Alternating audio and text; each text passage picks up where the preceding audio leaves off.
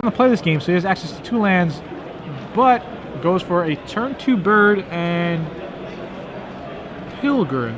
This is. So didn't he have one of those turn 1? Yeah, he must have had one of them turn 1 because he played. Yeah. Okay, that's a little odd, but maybe he had the Sunpetal Grove turn 1 and we didn't say he didn't have the forest and drew the forest. Yeah. That makes more that was sense. definitely it. All right, so Pilgrim attacks for 1. Now, the thing I like about the blue-black control deck is just really consistent, and odds are that he's just going to have a mana leak here, and he better need one. Yeah, he better have one. Yep. Oh, wow, the bluff, and you saw Mike kind of fist pump. Well, Ben can get out of this jam with a Black Sun Zenith. Yeah, so, that's about it, though. Yeah. And, I mean, even Black Sun Zenith, he would actually need the Black Sun Zenith now. Yeah, so that he gets out of range of the Gavany Township. Yeah, exactly. If he has it, I would definitely do it. At this point, I think Mike should just be going all in on his township every single time. Oh, yeah, for sure. There's no need at all to ever play into any Dissipate or any mana leak that he might have drawn the past draw step or 2. All right. That Tragic Slip is going to take care of that Pilgrim there. Yep. Mike can still activate the Gavany Township if he draws a land. Yeah. Maybe he kept the hand of like Sunpetal Grove, like Township or something, and then he drew the forest. All right. So Mirror Crusader. He's going to use his Township. Yeah. There he goes. Definitely a good play here. That's a lot of damage. Yeah, that's 6 damage. That's 6 damage right now. So Ben's already going to be down to 13 here. And the bird will also grow into a 1/2. Does Ben have another Think Twice here? Yeah, he does. So Ben's going to dig a little deeper.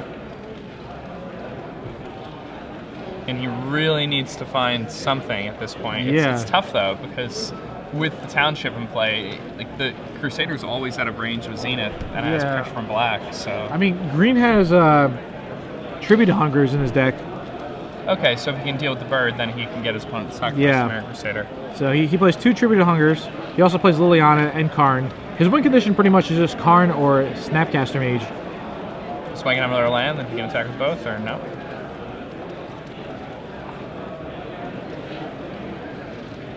Alright, there's a Snapcaster Mage. I think he's going to chump the Mirror Crusader and then Tragic Slip away the bird. Did he choose the Tragic Slip? I didn't see him like announce. He might have just said Tragic Slip. Which would make the most sense here? Yeah. Like those Think Twices already have flashback. Yep. All right, Tragic Slip on the bird. Okay, and minus 13. Yeah, and now if Ben actually has a Tribute to Hunger, he's in complete control of this game again. Yeah. It's crazy how Blue-Black just like takes control of these games. I mean, granted he needs to have that tribute, but I kind of feel like he does. Yeah. Oh, Liliana. That's just as good. That's actually better. Yeah. Yeah. All right. So there goes that Mirror Crusader. And if Ben has like a mana leak here, it's...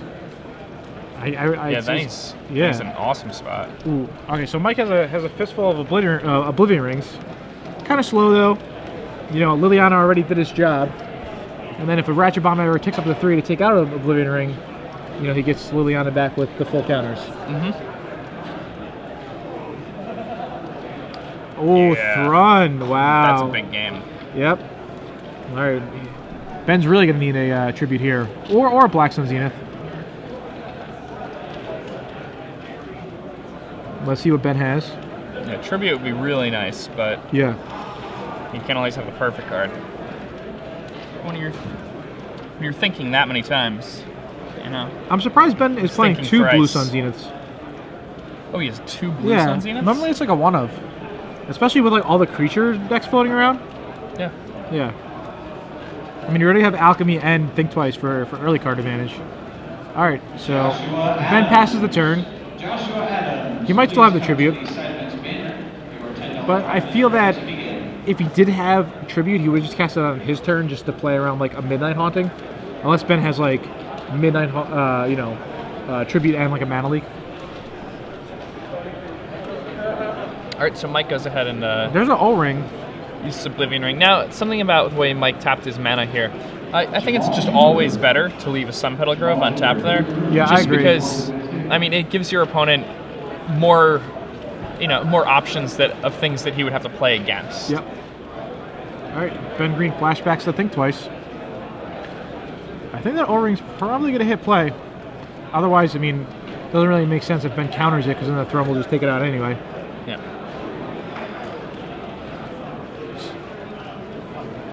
So is Ben taking it, or does he have anything? It looks like he's going down to 9 here. Oh. Yeah. All right. Wow. So it just shows you, again, like, remember that match we saw, how Olivia and Bloodline Keeper just took control of the game? Mm-hmm. Right now, it's one card again. Thrud. Yeah. It's just... Maybe these really powerful spells. Yeah, maybe this is Bumping like... back and forth. Maybe this is like a one-card format. Just for, like, one powerful spell takes over the game and makes all the other cards obsolete. Yeah, maybe. Well, isn't Consecrated Sphinx the card that does that better than any other card? I mean... So maybe that card's just awesome right now again? I mean, Shaheen did it in his match. Oh, what's this? Oh, Tribute to Hunger. Tribute. Wow. Nice. Now, one of his few Mike answers has to a Midnight Haunting here, then he does. Oh, does Ben have it? Yeah. Oh, Mana Leak. Wow. The big turn. Yeah, definitely a big turn. Exciting turn as well. Ben drives himself back up to 13. Yeah. You know what this would be a perfect time for? Karn. This would be a very nice time for Karn. Just almost win the game here. Oh, but he doesn't have it. Also, a Blue Sun Zenith would actually, like, a Blue Sun pretty much Zenith lock up the game. Yeah. Because pretty good at draw 5s. Yeah. Never bad. All right. There's a second Mirran Crusader, but Ben has another Mana Leak. Yeah. Now, look how smooth this black-blue deck plays out. And it never runs out of... Mana's good. Yeah. Between Think Twice and the Forbidden Alchemies, it always has, the cards it really needs. I'm surprised he doesn't have any Sphinx. Yeah, well, a lot of these blue-black decks don't want any creatures. They want to kind of nullify the removal that their opponent may have in their hand. And that makes sense. I mean, one of the most important things is if you're going to play a creature that doesn't have something like Hexproof or Indestructible, then you really have to commit and play like more than 8 of them. Otherwise, you're just making it so that your opponent has exactly the number of removal spells that you have creatures in your deck. Yep. All right, so a Dissipate was met. Mike tried to play a Shrine, but Ben had to Dissipate, and now it looks like a Midnight Haunting is going to come down. I think Midnight Haunting isn't really that bad. Okay, I was going to say if Ben had like a Black Sun Zenith or something, but his last card was another Dissipate, so obviously you cast it. Yeah. But like, for example, a Midnight Haunting here, even though Mike has a Township, if Ben could just like untap and Black Sun, it's not like a Planeswalker type threat. All right, so Ben passes the turn. I'm surprised Ben didn't find one of his Ghost Quarters yet. Oh, wow, Elspeth. Oh, Forbidden Alchemy. All right, he's definitely looking for something here. Hey, he needs a counterspell. A Snapcaster would probably be the best card to find. Snapcaster would definitely be the best one. Snapcaster, Karn, Blue Sun Zenith. All really solid cards that Ben could have found with that Forbidden Alchemy. I mean, even Karn, though, isn't really the greatest because he has the Township in play. Yeah. I mean, Karn will do something. Oh, yeah, Karn will do something. Yeah. It's just... Elspeth, was in my testing for Grand Prix Orlando, Elspeth actually turned out to be the best card against blue-black control. Just because it made like 3 separate threats, and Elspeth is a threat as well. Yeah. Oh, wow, Curse. That's insane. That is insane. And it's going to take a while for Elspeth to tick up enough for him to actually do the Nemrel's Disc ability. And when he does do the Nemrel's Disc ability... His opponent gets a Liliana back. Yeah. So it's like, all right, you lose your Curse, but you get a Liliana back. So he's going to tick it up to 4. And I'll pass the turn. Do you think if Ben has nothing, he's going to main phase? Oh, no, okay. I guess there's no reason really to main phase flashback to Forbidden Alchemy.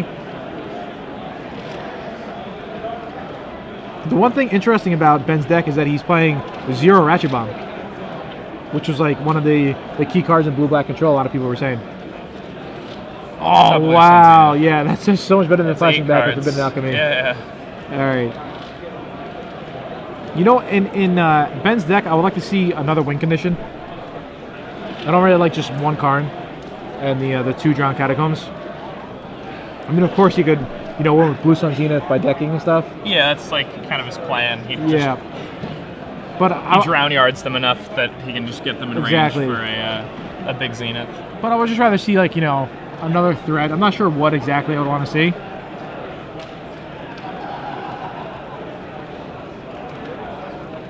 Reed played a couple of main deck Jaces. He thought they were pretty good. Huh. Yeah, I believe he had 2 main deck Jace and a Karn for his win conditions. But, I mean, I really like Liliana. Reed was not playing that. Like, the interaction with Liliana and flashback cards are so good. I really like how Ben is not playing Ratchet Bomb and he just decides to play Tragic Slips instead. Wow, there's the Karn. You draw 8 cards, the world is your oyster. Alright, Karn's going to take out that Elspeth.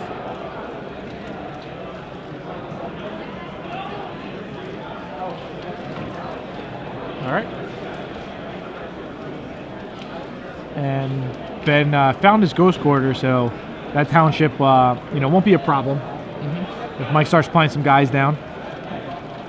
See, an interesting thing that happened quite a bit earlier in this game. See now look at this, okay? This is exactly what I was talking about before. He draws a spell, but it's a complete blank. That's what happens when, you know, sometimes you have cards like Intangible Virtue, Honor of the Pure. Yeah, but the Intangible Virtue kind of, in a way, destroys the Curse of Death Toll. Sure. To some degree, right? Yeah. But, I mean, I would rather have, you know, a more powerful spell, like another Elspeth, for example. Even though it costs more mana and stuff, but you kind of understand what I'm saying? Yeah, he just had an Elspeth removed from the game with Karn now. Yeah. Another one. Yeah, so that's definitely pretty interesting. Yeah, I mean, he is playing 3 Elspeth, which is a lot. So maybe the Intangible Virtues could be something else, but maybe they work well with his deck. I mean, he does have Midnight Haunting, but he doesn't have max Midnight Haunting, right? So it's kind of in between where I feel if you take one route, you should go all out. Yeah. So especially with the want card, your deck to just be a well-oiled machine at all times. Yeah. But back to the game. I mean, Ben's just in complete control of this game. He'll probably start milling Mike. His opponent. Yeah. I mean, sometimes you want to mill yourself to get flashback cards in your yard. Yeah. But at this point of the game, you have it pretty much locked up. Is he flashback to Alchemy? Yeah, he's probably just looking for a counter spell, maybe a Snapcaster. Yeah, I mean, if he can find a Dissipate and then remove Mike's last card from the game. I wonder how Zombie matches up against Blue-Black Control. I imagine it just, like, Gravecrawler just seems so brutal against a Blue-Black Control deck. I mean, like, yeah, it just seems insane. Like, sure, they have Curse, but you could play, like, up to, like, 12 Lords if you really wanted to. Yeah, and you just have, like, infinite things that cost 1 mana and 2 power. Yeah, you come really quick. Yeah. So, the Doom Blades kind of get hosed there. Plus, like, the zombie decks would play some form of discard, and, you know... And, like, Geralf's Messenger's insane against them. Like, insane against them. And they would have Liliana, like their own Liliana. So, yeah, I mean... Yeah. I imagine the zombie decks do not mind playing against Blue-Black Control. Alright, so Karn eats the Virtue as well. Yeah, I think Mike's kind of just, like, going through the motions here, saying, you know, alright, like, actually kill me, you know, deck me. I mean, there might be some merit to kind of hide his deck. Ooh, there's an Elish Norn. I don't think that's going to have much of an impact on the game. Just a go for a throw right there. And another mill. That's another reason why to play Lingering Souls. People mill it. You're like, thanks, you know? Yeah, you're like, cool. Yeah. Check it out. More dudes. All right, another land for Ben Green. Yeah, I mean, Ben comes from the school of John Sani. You know, he loves playing control. He loves being in control of his games, and he plays. You know, even though his cards are sloppily placed on the board, he plays fairly methodically. Yeah. He's in control. A far cry from his other counterpart, Josh Taylor. Plays loose and fast, we'll say. You know, fast and loose. Fast and loose, loose and wild. All right. It's the Jordan Berkowitz. A couple of flashback Think Twices. Yeah, I mean, I can't see. I mean, if Mike were to draw like 7 cards right here, I think he would still lose. I agree. Yeah, easily.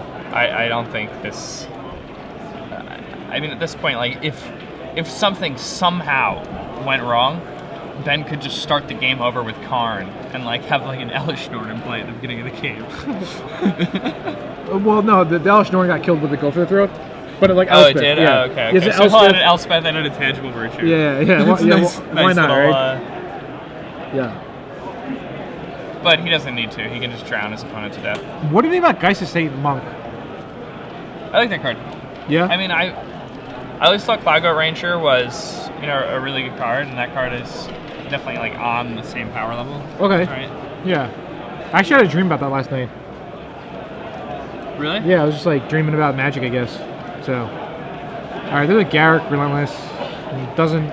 I dream about using Prey Upon and Phyrexian Obliterator probably every night. Yeah, that's a sick combo. Alright, there's a Dissipate to match the Garrick. I mean, I guess you could have let the Garrick resolve. It wouldn't even really mattered. Like, Mike's just decked in 4 turns, right? Yeah. They can just kill him next turn with Zenith, I think. I mean, does he have Zenith? Yeah. He could kill him with Zenith if he has it. But...